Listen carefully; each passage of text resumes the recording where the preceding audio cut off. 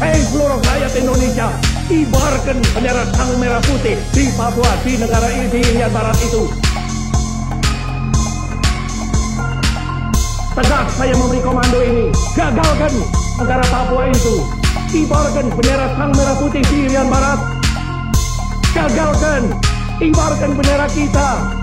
Dan siap siapa akan datangnya mobilisasi umum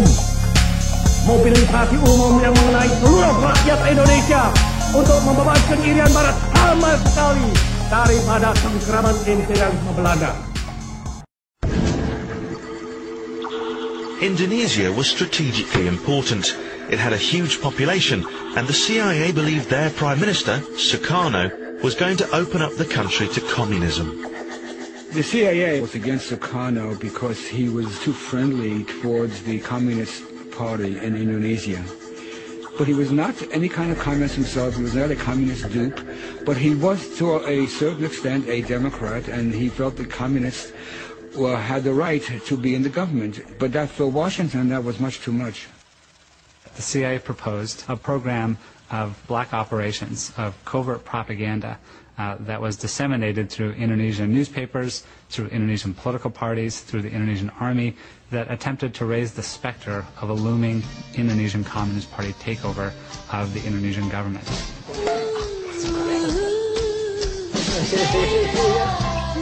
The CIA made a bizarre decision.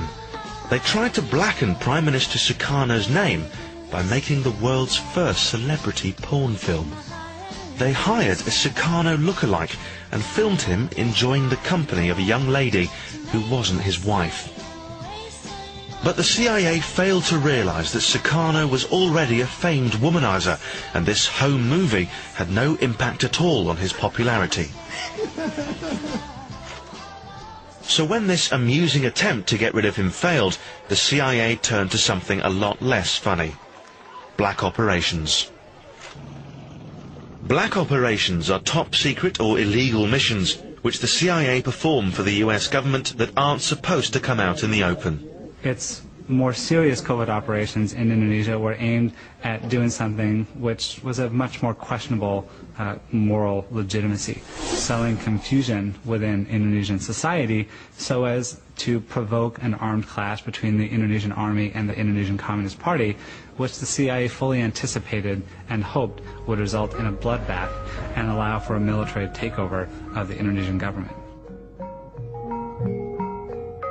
On the night of September 30th, 1965, a low-ranking soldier kidnapped and murdered 6 Indonesian generals. The soldier claimed he carried out this attack to prevent the generals taking over the country in a CIA-sponsored coup. In the confusion that followed these murders, General Suharto and his army blamed the Indonesian Communist Party and mounted a coup to get rid of Prime Minister Sukarno.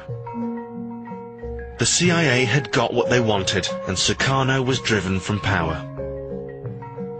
After the coup, the CIA worked together with the generals to ensure every single communist in Indonesia was killed. They gave the government of Indonesia a list of citizens who were communists, and this list was used by the government after the coup to start a massacre which took the lives of between 500,000 and a million people. The United States government, led by the Central Intelligence Agency, helped to facilitate these massacres by providing various forms of communications equipment, money, and small weapons to the Indonesian army.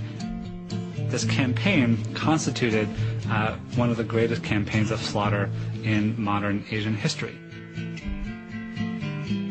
I think, as a historian and as an American, that it is one of the most morally troubling episodes in the history of American foreign policy, and one which the U.S. government has never taken any responsibility for.